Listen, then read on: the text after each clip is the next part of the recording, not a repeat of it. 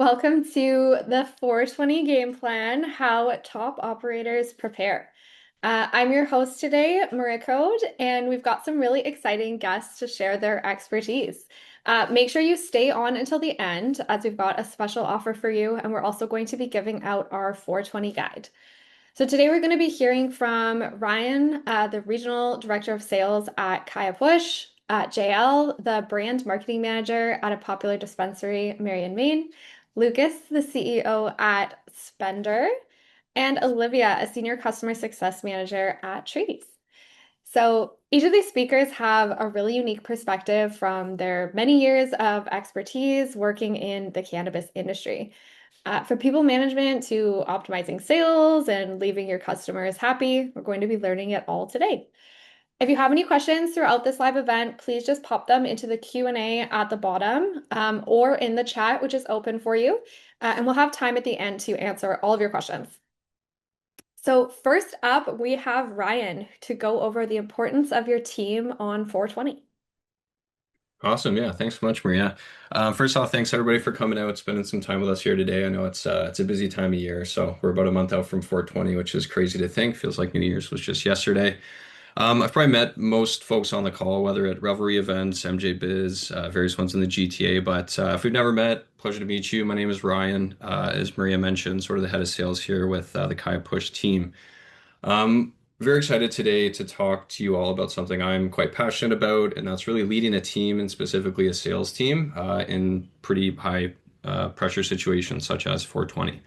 So, in my opinion, Nicole, if we go to the next slide here, your 420 advantage, really that's going to be your team. There's a lot of things you can do, but at the end of the day, if you're taking care of your team, they're going to take care of you and they're going to take care of your customers. Moving forward here, so your team really is your customer experience. If we're talking about 420, a lot of folks are very focused on generating a lot of revenue and especially profits in a very, high volume day and weekend for every dispensary.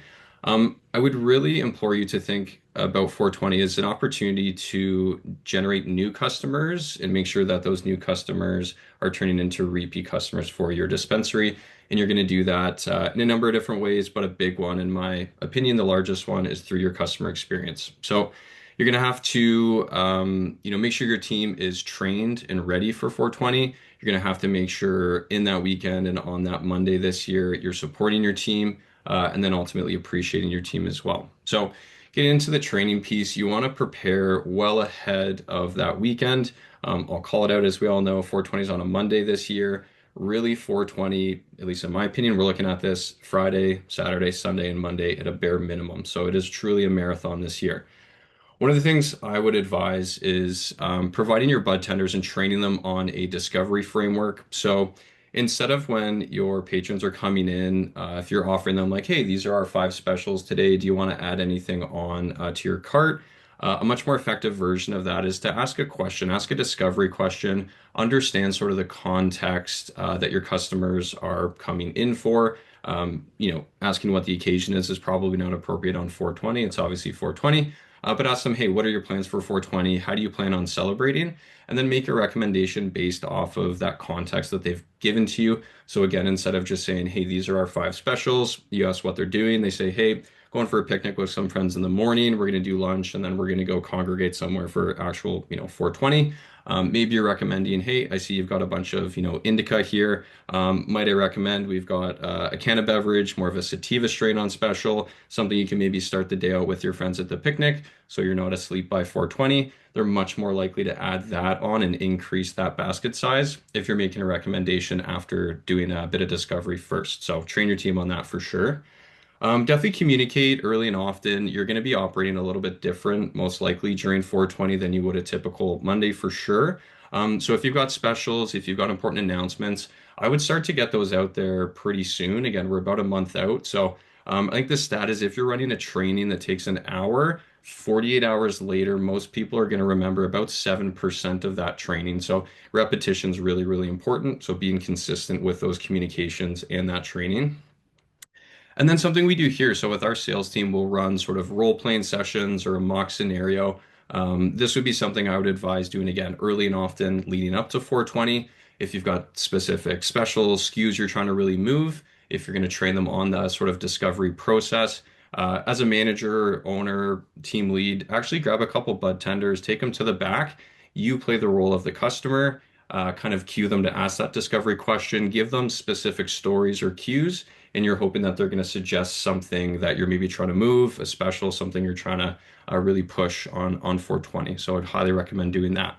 So that's training. We're preparing them before the weekend. If we move ahead here, it's now 420 weekend. It's Friday, Saturday, Sunday, Monday. You need to support your team. You're going to be there. You're going to show up for your team. So we could talk about this for hours, but a few suggestions. So have a manager or a team lead really kind of floating behind the tills. So they're not in the back. They're not running inventory. They're not obviously doing payroll or anything like that during 420.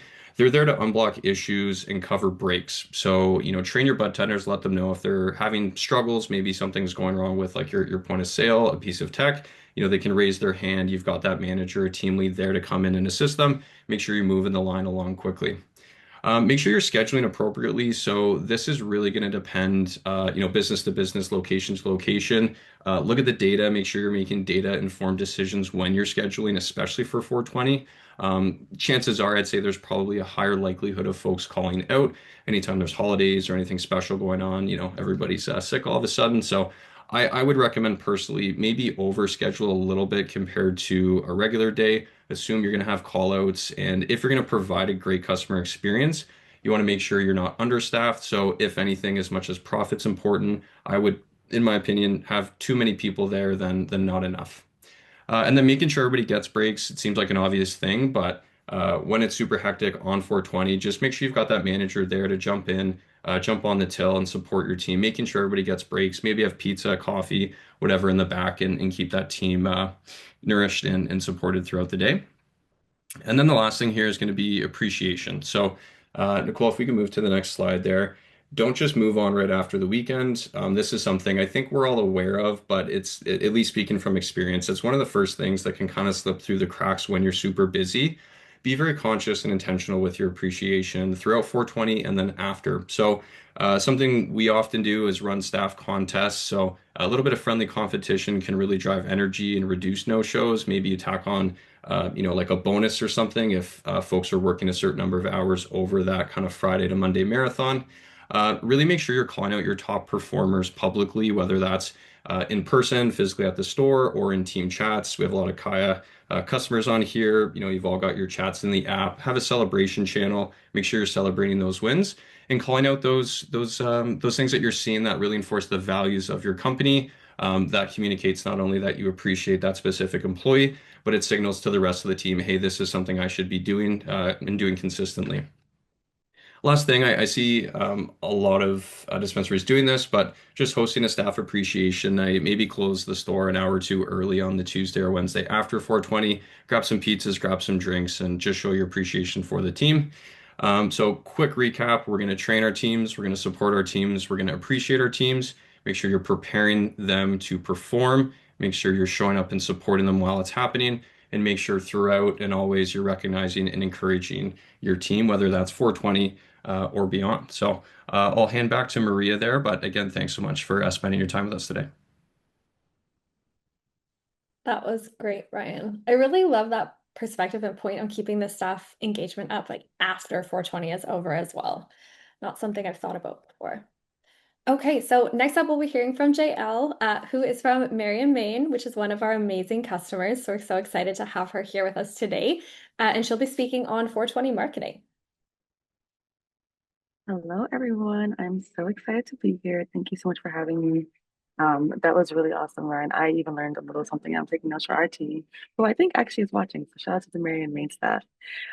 Today we're going to be talking about, and we can go to the next slide, winning the 420 attention race. The goal here is to understand how to make your marketing count when the stakes are very high, and also everyone around you is doing the exact same thing. You can go to the next slide. So as you can see here, and this is a very visual representation of essentially what my message is today, is you really, really, really have to stand out. We had a template that we were given for this slideshow, and I made it an effort to do something that was completely different from everyone else, just to kind of demonstrate how visualization and visual uh, having an elevated visual standard can be the thing that allows someone to pay more attention to what you have to say versus everyone else. And no, I'm not here to outshine my other co-leads on this call, but just an example of like, it's just such a small difference of like editing or changing a slide, have a different background or a different color, adding in different accents that make people feel like, oh, this is different. I should actually pay attention. So people are going to be overwhelmed during 420 season in the weeks or days leading up. If they have a good marketing team, talk about the other dispensaries next to you, they're going to be getting dozens of emails, SMS messages. They're going to be seeing lots of different pieces of content on social media. They're going to be seeing your menus in store and online looking a little bit more overwhelming and a little bit more overstimulating, right? You're going to have that in-store signage. And these are things that if you haven't considered doing, you kind of need to make sure you have these as a baseline because everyone else around you who pays attention to the marketing is going to be having these things well primed and optimized for the special weekend. So they're already going to be getting inundated by so much. How are you going to have a differentiator? What's going to make you different? What's going to make you stand out? So when we can think about this, we can think about differentiation in so many different ways, right? I started off this conversation talking about visual differentiation. But what about standout offers, right? What about standout assets? What about standout call to actions that only your store can make? For example, Marion, Maine, we are a Black-owned dispensary that serves a Black community. And so a lot of the time when we are doing initiatives for special events or special times of the year like 420, we're making sure to put community at the center of everything that we do. And that's a part of what makes people want to come to our dispensary over the ones that might be closer to their homes or might be having bigger sales, right? Because we're actually bringing them into the experience of being in our world while acknowledging that we understand what it means to be in their world at the same time. And so that is super, super important because you can give the deepest discounts. You can have, the biggest ice cream truck outside giving out free things or whatever the case may be. But unless people are made aware of that in a way that is clear, tangible, I think also getting things into people's hands is super important. So just as an example of what we do, we have all these different touch points, but then we're also giving out things throughout the week ahead so people know, they've been reminded at least 7 times that this event is happening or these sales are happening or whatever the case may be, so that awareness is never the issue and we can work harder to kind of get them down the funnel. So that is essentially what I want you guys to think about as like your key overarching arc. And then we can go to the next slide, kind of talk about more about how to optimize once you do get their attention for that first time. So a hook, right? That's what I think if you're on social media and you're scrolling, you probably see a million times. You have to know how to make a hook for your videos for it to be interesting. You only have about 8 seconds to get people's attention. The same really applies across all of your different marketing touch points. What is the thing that's going to grab people's attention? And design is a super easy way to do that. You want to consider, this is the time of year you want to consider, and we'll talk about this more in the next slide, but it's the kind of year you want to consider, if you haven't been spending that much on marketing throughout the rest of the year, it might be time to bring in that graphic designer on a one-off contract to kind of just see and test how things work with your audience to see because that differentiation does matter more. Then once you get their attention, how are you keeping it? What is the offer, right? What are you actually telling them to do? What action are you asking them to take? What are you asking to pay attention to? That offer needs to be clear and simplified, right? We don't need to have a laundry list of sales and promotions that feel overwhelming. The people need to know, we're having a lot of sales this weekend and you should be there. Otherwise, you're really going to regret it. 2 ways of saying the exact same thing, but they will get the message because they'll see those sales on your menu. The last piece of this is to amplify, right? How are you actually taking this book and this offer and getting it out into the world beyond just the confines of your actual dispensary's four walls? This is where you need to be thinking about your social media channels, but not just your social media channels, all of your activation channels, right? A lot of what we do at Marion, Maine, and I won't give away too much of the sauce, is, just thinking about the way that we interact with all the other businesses around us, right? Like there's not just social media isn't the only way to kind of get your brand and your message out there. There's so many different ways in terms of community engagement, looking to see what the other businesses, how you can work closely with the businesses around you, and how you can also think about, strategic partnerships with other brands to kind of get them to amplify your work or your dispensary as well. So that's all really important. So this is the time of year you want to make sure that you're amplifying and focusing on those high visibility channels to get the message out there. You have 30 days to make it count. Customers are not going to remember a laundry list. They're going to remember one compelling reason to shop. And it's your job as a marketing manager, or if you're a dispensary owner just trying to kind of make things shake in the early days, it's your job to make sure that you're paying attention to that, especially in this time of the year. Move over to the next slide. Last but not least, your sales cannot look scary. I tend to browse a lot of other dispensaries and kind of just see what they're doing as part of my market research. And one of the things that I see so often is really jarring and confusing and, I can be honest, ugly visual communication. Again, you can't actually talk to someone and tell them exactly, like tell them in person what's going on. Visual communication is going to be what you rely on to get your message out there. So that hook and offer mean nothing if people can actually see or understand or comprehend it because your visual communication is not strong. Visual hierarchy is a really easy concept, right? Look at this slide right now. We have our big header up top. We have the that says your sales can't look. That's what people are going to read first. The scary is that accent text that people are going to look at second, and they're going to make their way down to the bottom of the page, which I have three columns that very clearly have three different messages, right? So just looking at the way that you at right now are looking at this and taking in this information, the exact same thing applies to your customers and clients. So visual communication, visual hierarchy matters a lot. So what I'm going to say is you need to focus on three main tenets. One, uncomplicate the copy. Instead of saying two dog walker pre-rolls, 5-pack pre-rolls for $50, you can literally just say 30% off pre-rolls. Why?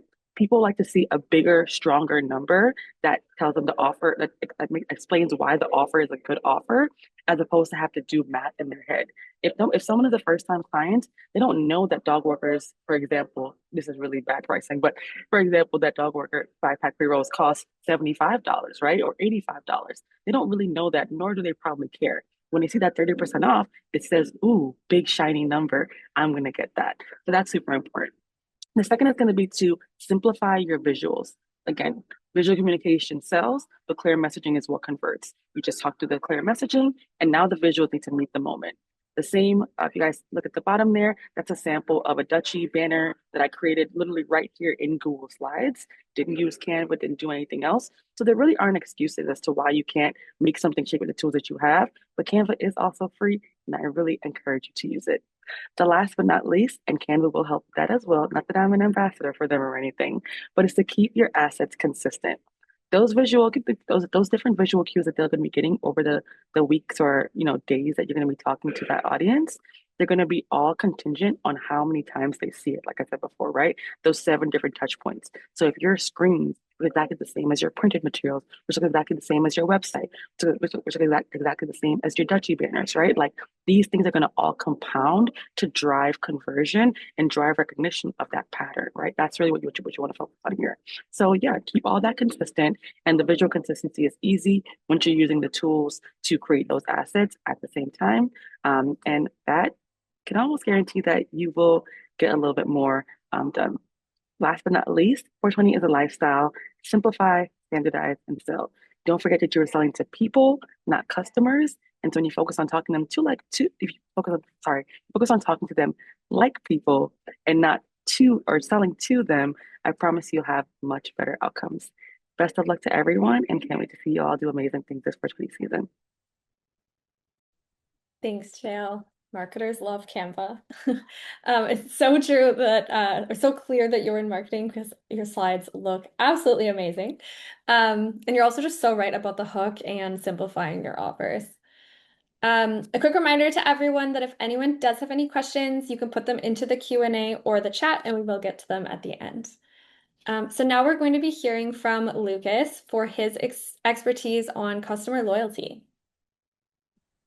Thanks, Maria. Appreciate it. Happy to be here. Nice to meet everybody. For those who don't know me or Spendr, I'm Lucas Gould, the founder and CEO of Spendr.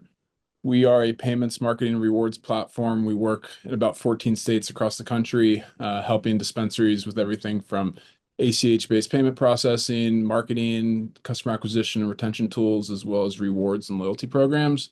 Doing some new things and really trying to help dispensaries find new customers and keep their customers. So to kick this off, and I think a lot of what I'll talk about on this session is, how do you leverage your best marketing channels to really keep your customers, the ones that you've won? How do you make sure that they come back and shop with you? And then how do you go about finding new customers on such a busy shopping day?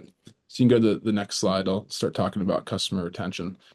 So one of the things that we see working with a couple hundred dispensaries across the country is, everybody is offering 420 promos, everybody's offering deals.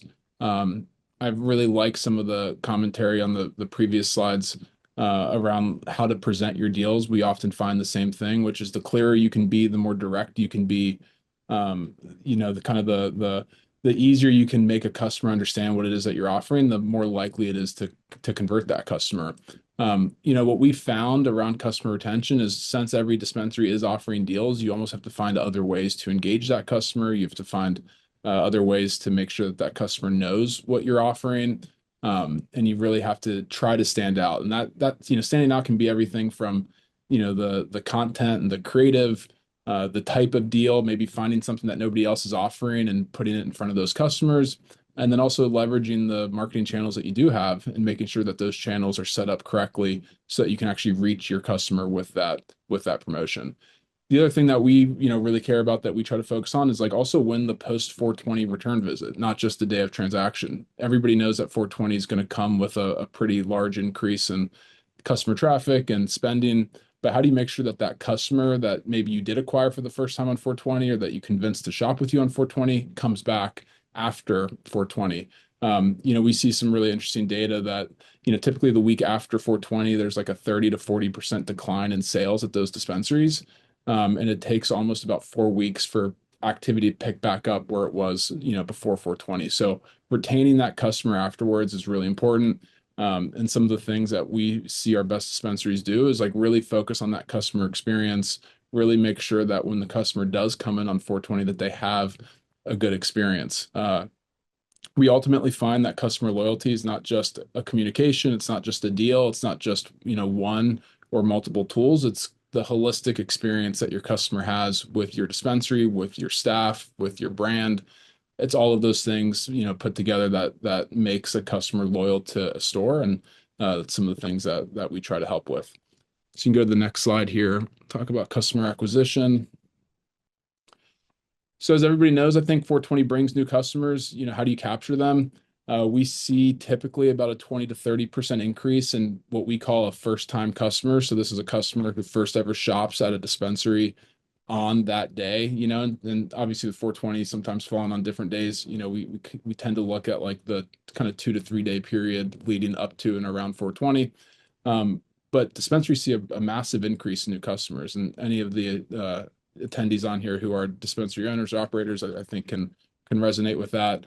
And so I think what we try to find and what we see from our best dispensary operators is like, what can you do to capture those people? And it's somewhat similar to the retention slide, which is everybody's offering deals, everybody's offering promotions. It's, get creative, get exciting, get fun. We had a dispensary partner one time who actually had a hot air balloon event at their dispensary, at their 420 event, where if you made a purchase on 420, you got to go up in the hot air balloon. Really cool experience. Had not seen that elsewhere from other dispensaries.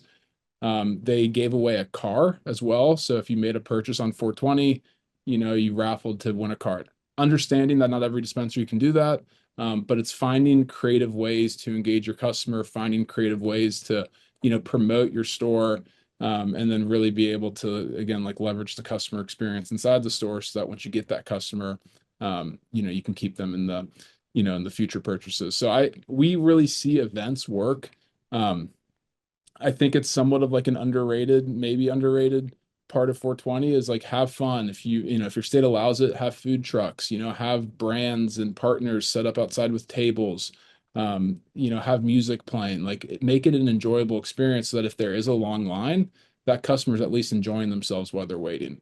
And we really do see events work really well.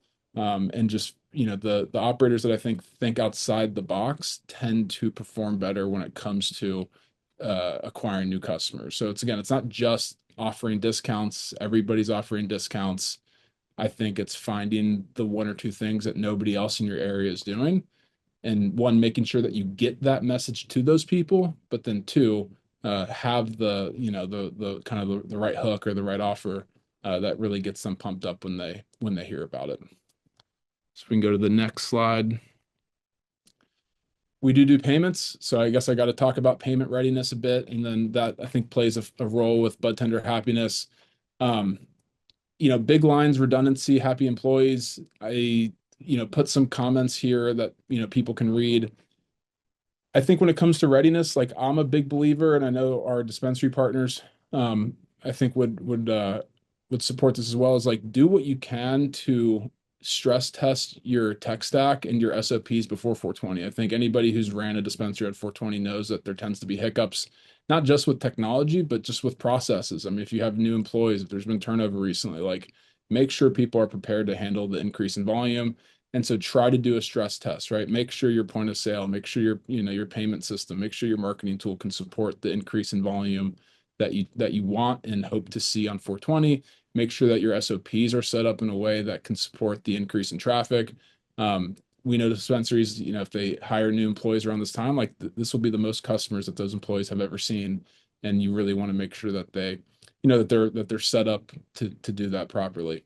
Redundancy, I find, is another really important one, and this is maybe more specific to payments.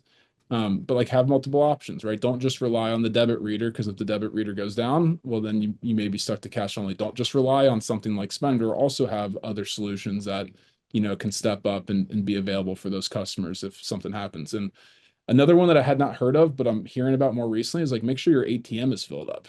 Cash still dominates in terms of the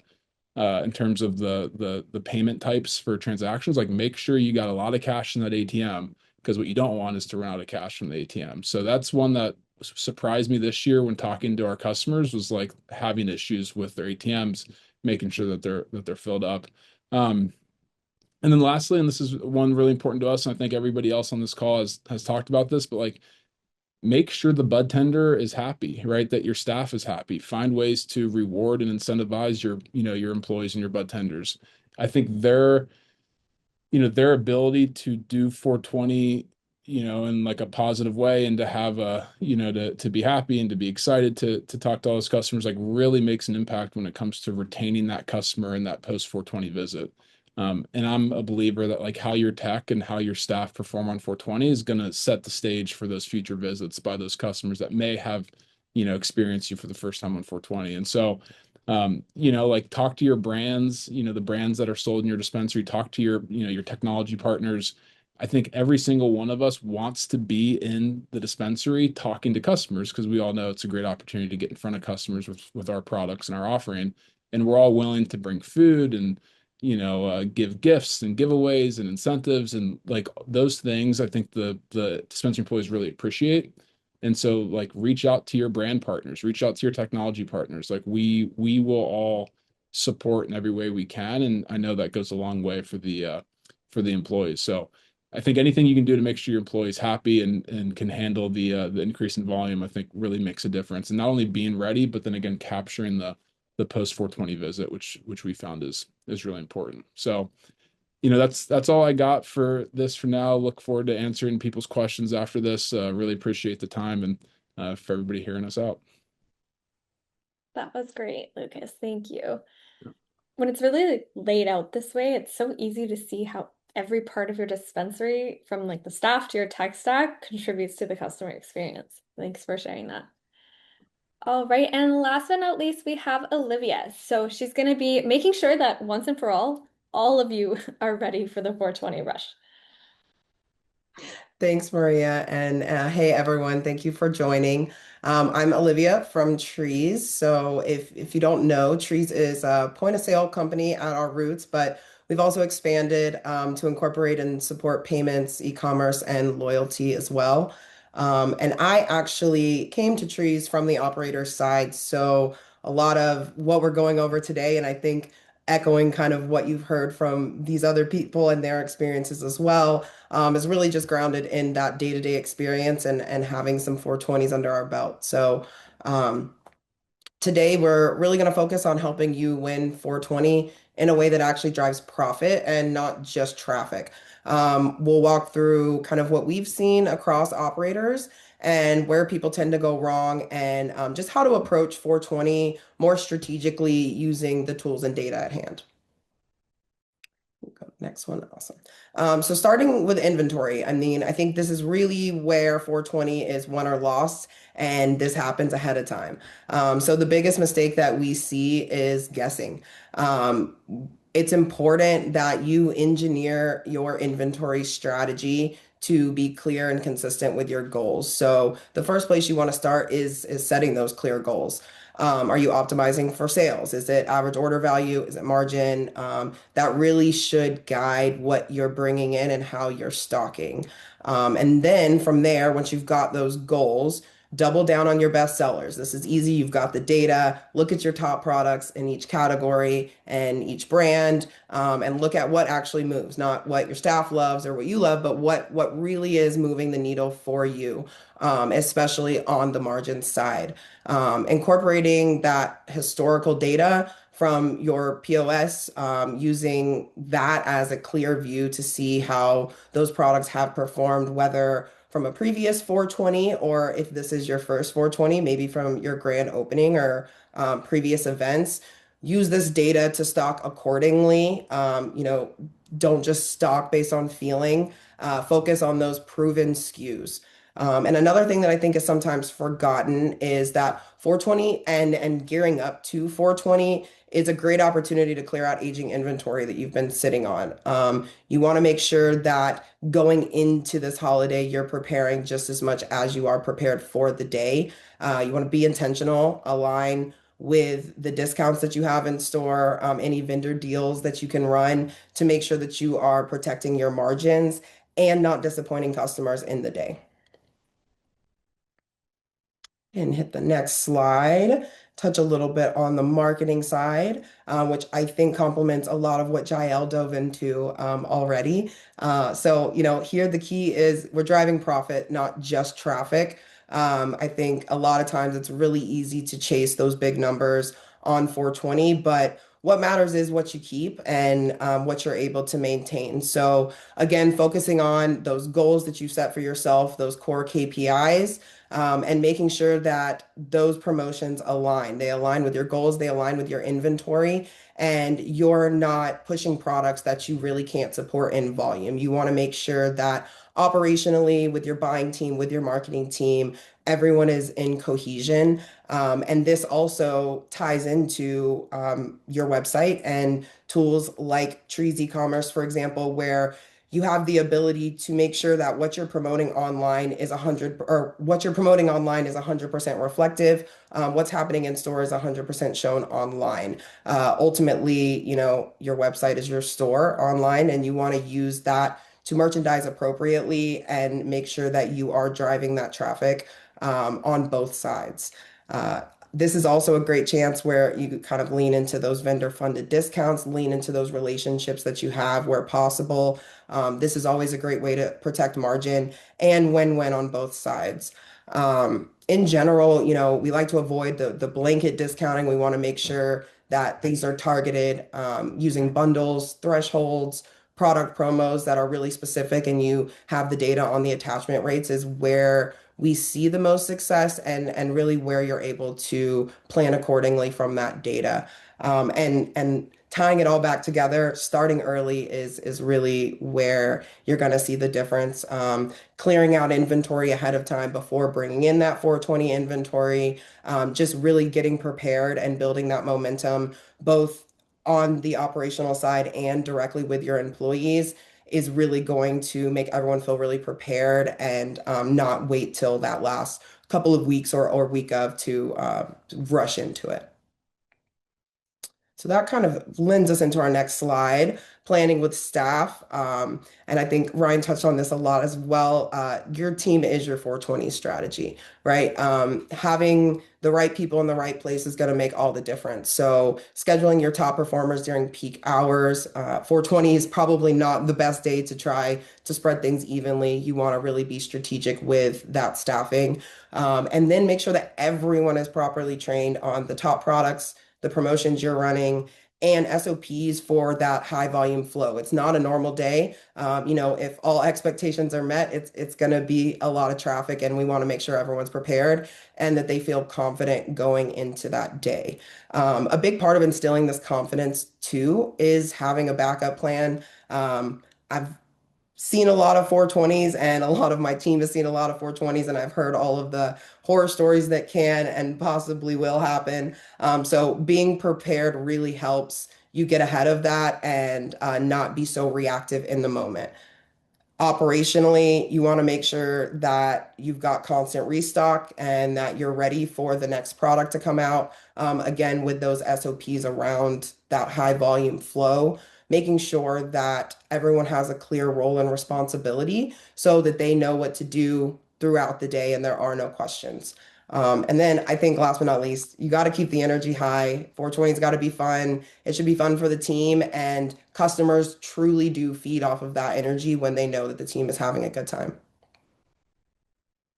So going into the day of, on 420, we've all seen it. If you've either been a customer or on the operator side, speed equals revenue. But also, this is an opportunity to connect with your customers and your community. So it is a fine line that you're riding. We've definitely seen that every bit of friction slows you down and can cost you sales. So operationally, you do want to focus on keeping things moving.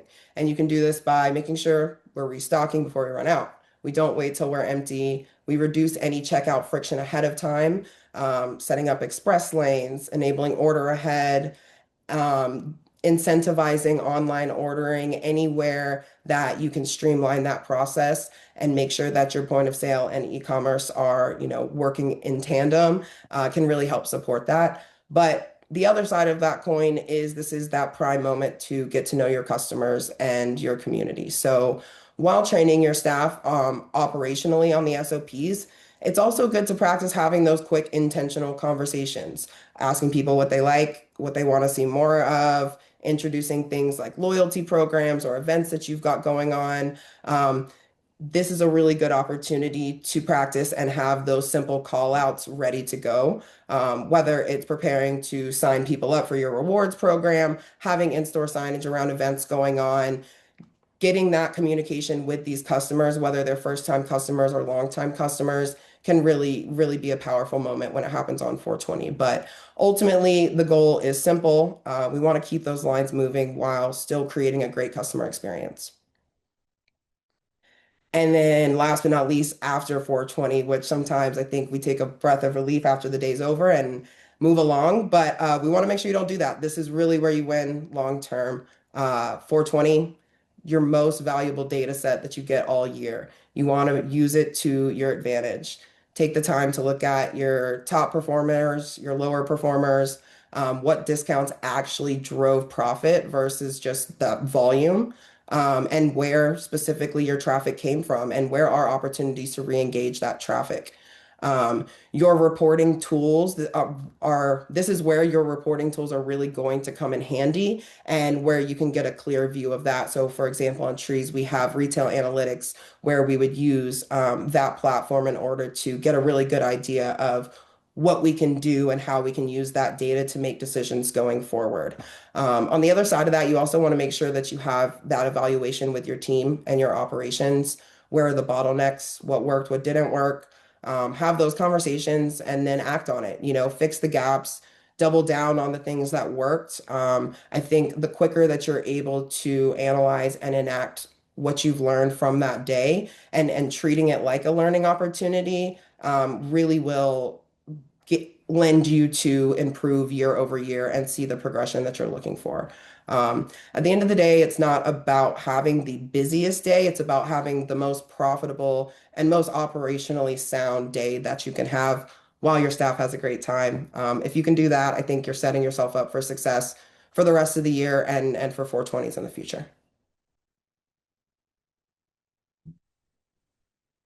Thank you so much, Olivia. Um, I definitely, it's a small one, but I like that idea of the express lanes, keep the lines moving. All right, so now we're going into my favorite part of our event today. We are going to answer everyone's questions. So if you do have a question, please put it in the Q&A at the bottom or in the chat. So first up, it looks like we have a question for JL. So are there any promotions I should avoid doing on 420?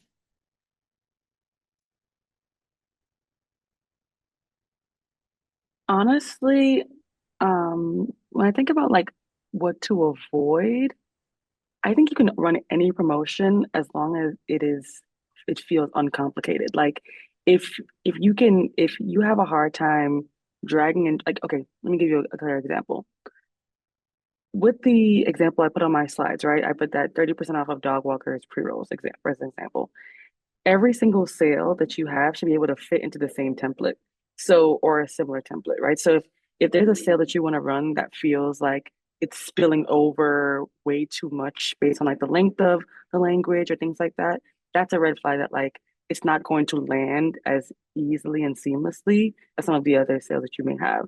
Um, Honestly, when it comes to sales, I that's where I would kind of I would refer to kind of what Olivia just shared just now about like looking at the data. I think making data informed decisions around what sales to run is the more like that's not it's a marketing function, but it's like a growth and like data marketing function as opposed to like a creative marketing function. So I think thinking about those things as separate is really important and understanding the difference between the two of them.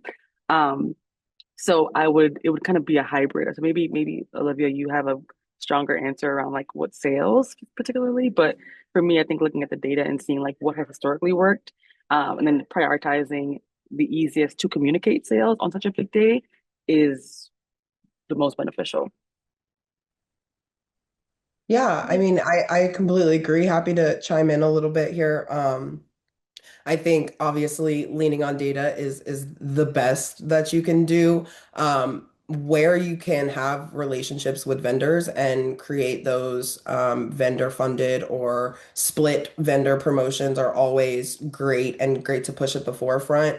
But I do think it's hard to have strong lines on what you specifically should or shouldn't run because while we've got tons of data that we can look at, there is a level of just your customers in your market and your team does. So I think there are some of these conversations that are worth having with the staff even on what's going to be the easiest to understand. To Jael's point, what do that would make sense to the customers that you talk to on a day-to-day basis, and even having that open line of communication between marketing and operations ahead of 420 in your planning time, I think is the best time to work through what is going to work best for you, for your shop, for your market, and learn from that. And I think the only deal that you shouldn't run is the one that didn't work last year.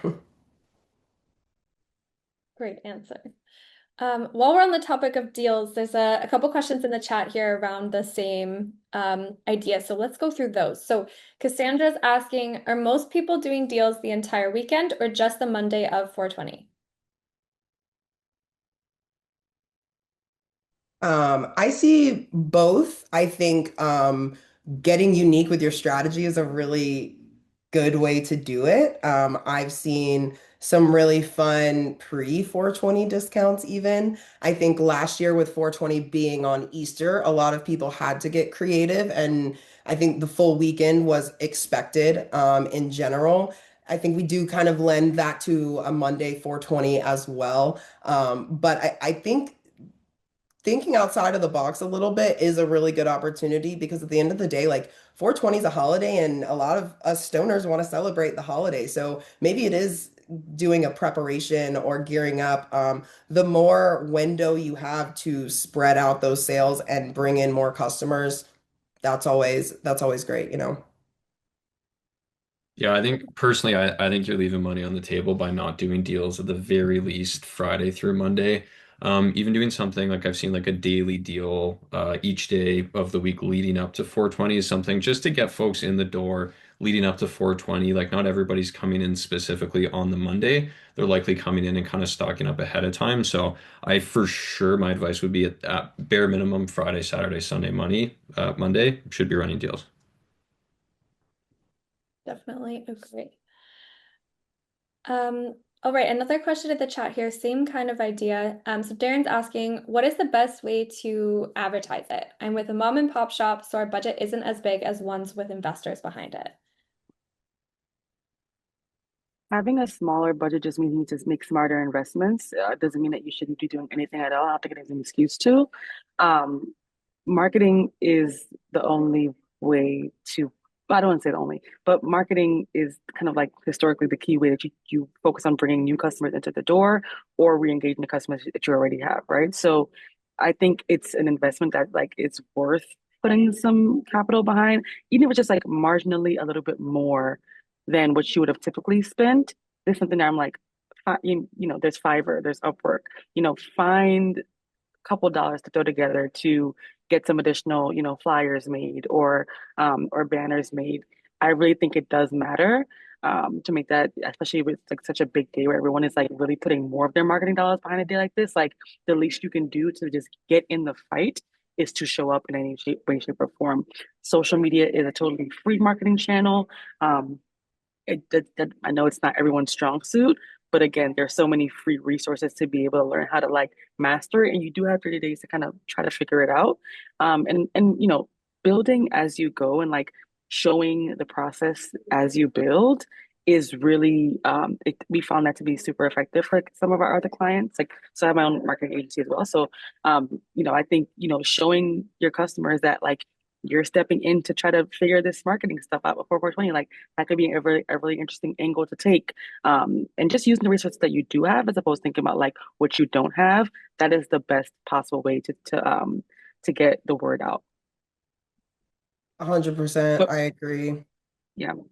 And one small tangible thing is just like printed mailers can be, that's a super easy way to kind of just drop something into the bags of all the customers who are shopping with you leading up to 420, letting them know that it's, you guys having a celebration on 420 or these big deals are happening.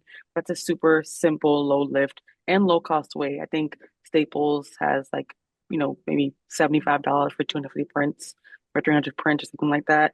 And you pay maybe another $100 to get the design made.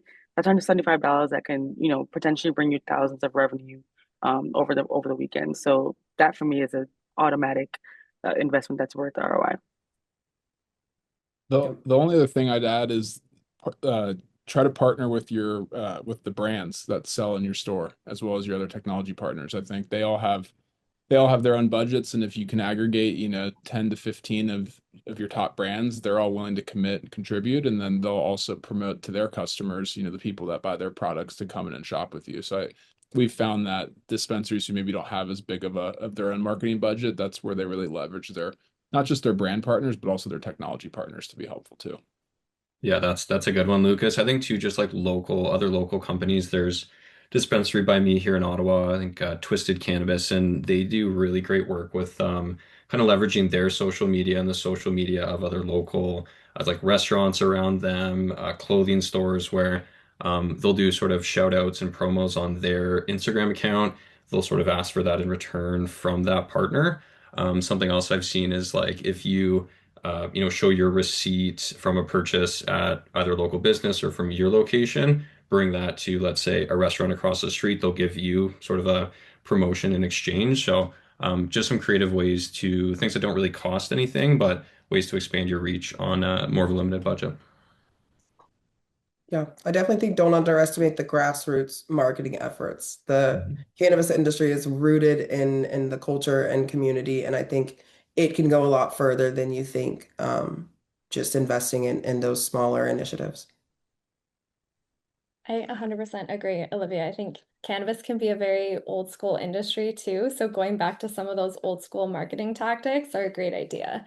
I saw Cassandra said in the chat here they printed flyers and they incentivized their staff to promote them when they're out in the world, and I love that. All right, so we have time for a few more questions here. This one looks like it's for Lucas. So you mentioned there's a 30 to 40% decline in sales after 420. Are there specific strategies to keep deal-driven shoppers engaged afterwards? Good question. Um, I don't know how much. Yeah, I mean, I think for deal driven shoppers, the unfortunate thing about those people is they're always just going to be shopping for the best deal or the cheapest product. I find those customers to actually end up being less meaningful to a store's business than the ones that maybe don't shop that way.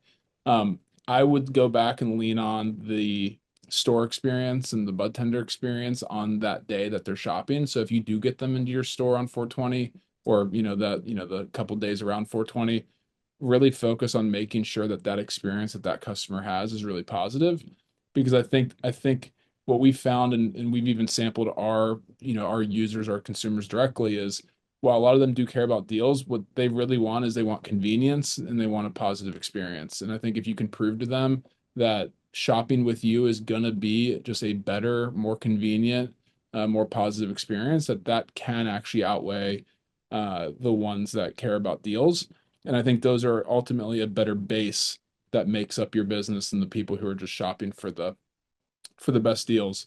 Um, and to some extent, like the 30 to 40% drop off, I think is, while it's an important stat to know and to have, at the same time, like you have such a large increase for 420 that the 30 to 40% compared to the pre 420 traffic is not always as meaningful as I think it can seem when you compare it to 420. So I guess my best answer is to just make sure that experience they have in your store is really positive, make sure it's fast and convenient and easy for them. And I think that tends to outweigh the people who are just shopping for deals. Makes sense. All right, another question for the panel so anyone can answer.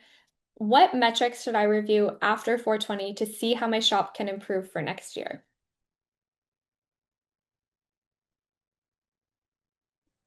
I'll go back to something I mentioned. So we've got I'll do a shameless plug for the KayaCast here, our podcast. One of our customers, Rich from Dazed, they've got a couple different locations, and he talks about on the podcast about how they schedule and how it's like Moneyball. So it's really looking at the data. Olivia mentioned looking at the data when it comes to your purchasing your inventory. That's a pretty obvious one. I think another one is just looking at your historical sales data and comparing that to your labor cost. So something as simple as looking at your past couple 420s. When were the big rushes? When were more the low times? So you understand when you can send people on breaks, you're optimizing your schedule. That's something that I would strongly suggest kind of reflecting on in that week after 420. Ideally, as you're prepping, look at, your previous two or three instances of 420 so you're able to proactively address that. But look at your scheduling, look at your labor spend. That's something that's really going to cut into your profits if you're sort of not looking at the data and making those informed decisions. So that's something I would strongly suggest. Do that reflection after, and then do that reflection in anticipation of 420. So track those things. KaiPush make that easy for you, but you can do that in spreadsheets and all that as well. But look at the data and make informed decisions. Yeah, definitely. And to add on to that, I think this is where that pre-planning ties in, because when you have those goals that you've set ahead of time, you know exactly what you are aiming for. If I know that I'm looking to get a higher average order value, that's the first metric I'm going to look at. If I know that my goal is to have a certain percentage of margin, I'm going to see if I met that goal, how close I got, where I missed it on what products, on what discounts, that sort of thing. And I think that even lends to your discount strategy. For example, if I'm going through with a client to review discounts and see where things are, I would take you through our discount insights, where I think sometimes you plan discounts to do one thing and then they do something surprising, and that can be good or bad. But being able to look at them through that lens of different KPIs and different metrics, in versus just like traffic and redemption level, can really give you a deeper insight into what actually worked and what you can implement going forward. And then, also the other side of that, what absolutely did not work, what did not do what you wanted it to do, and ended up being more of a detriment, or surprisingly, what maybe didn't do what you wanted it to, but still offered some sort of success or metric to track. So yeah, taking those goals and then using those as a point of evaluation is going to be super helpful.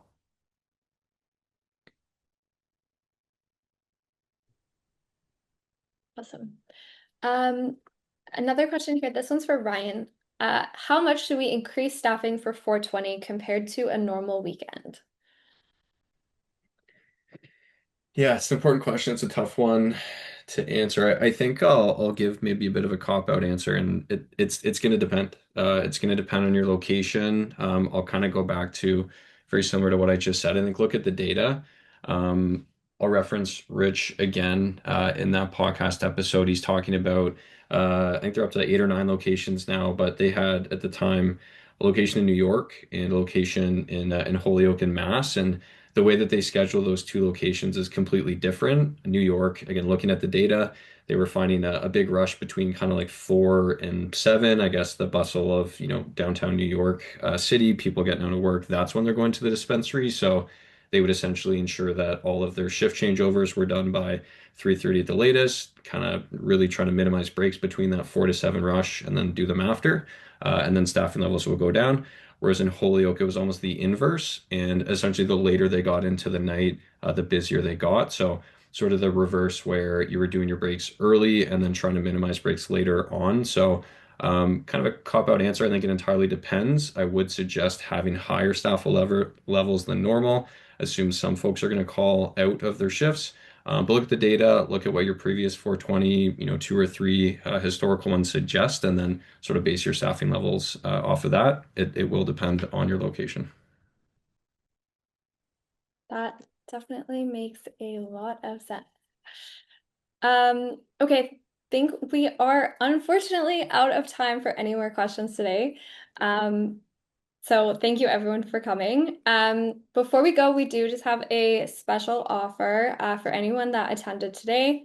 So we'll be offering 4 months of KayaPush at 20% off. So you can get strain-free HR and payroll and roll up all of your processes into one easy to use platform at a discounted price. So thank you so much, everyone. Thank you, panelists, for all of your expertise. I hope everyone enjoyed this 420 game plan, and we will see you at our next live event.